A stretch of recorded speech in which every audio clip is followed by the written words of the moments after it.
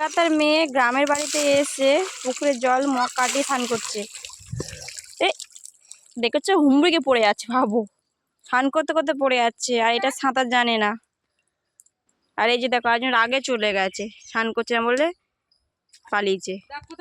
এ পুচকি তাড়াতাড়ি স্নান কর, অত ধারে নামিস না, পড়ে গেলে উঠতে পারবি না, তোর পিছিয়ে যখন তোকে তুলতেও পারবে না, কারণ এটাও সাঁতার জানে না, এটাও ঢেসু ঢেসু মাল, ঢেসু সাঁতার জানে না, দুটোই সাঁতার জানে না।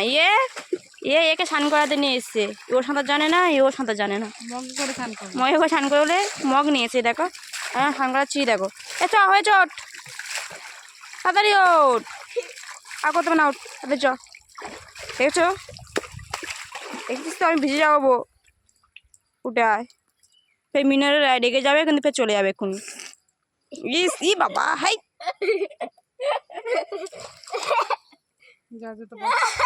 জুতো পর, জুতোগুলো দেখেছো পায়ে হেবি সুন্দর।